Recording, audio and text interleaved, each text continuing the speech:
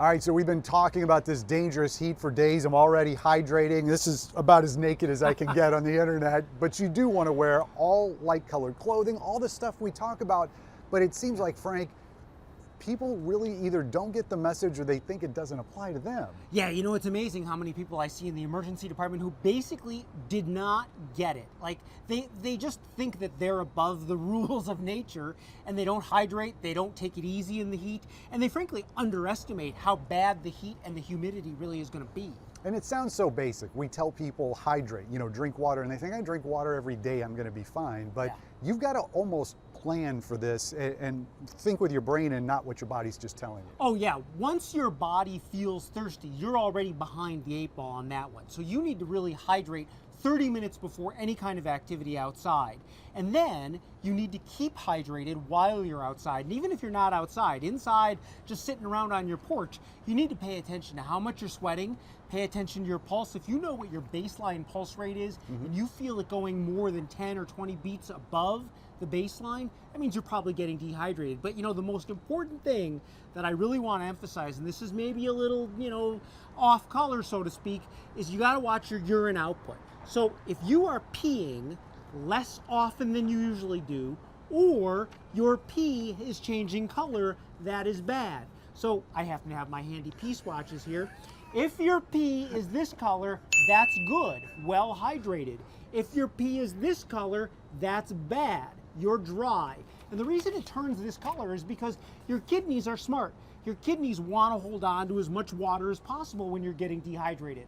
Well, it concentrates it and it turns it bright yellow, dark yellow I should say, or even an orangish color.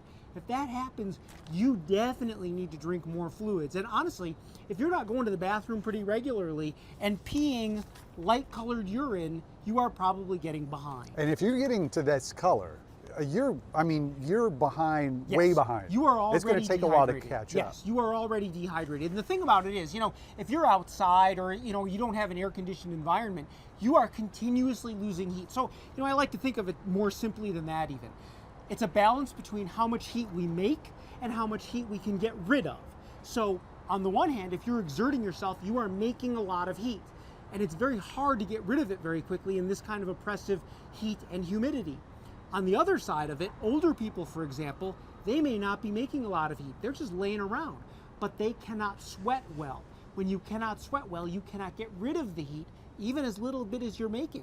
So it's a balance between what you make and what you get rid of. And if either of those are off, you end up in trouble. You're done. Yeah, and and we're not saying this because we think people are stupid or we think that they don't get it. You have to drive the point home because it's almost counterintuitive since we do drink water every day. Right. Well, and it really does make a difference in simple things. So you're just going to feel crummy. You're going to feel lethargic.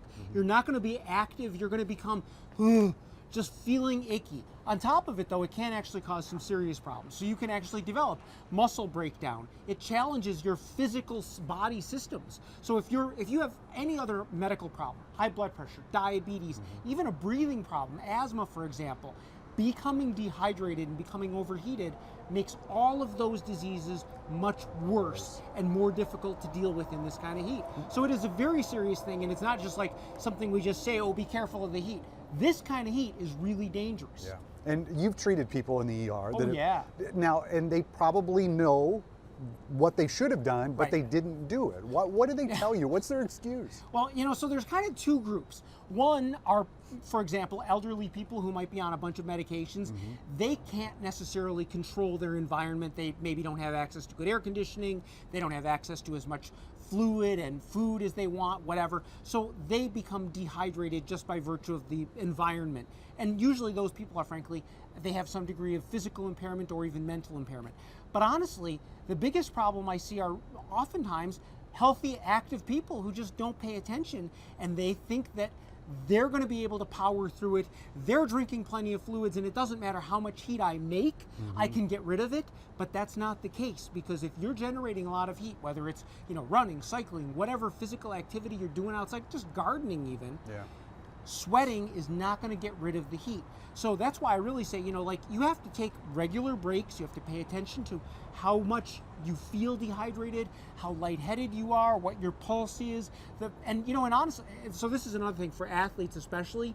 Weigh yourself. Know what your well-hydrated body weight is.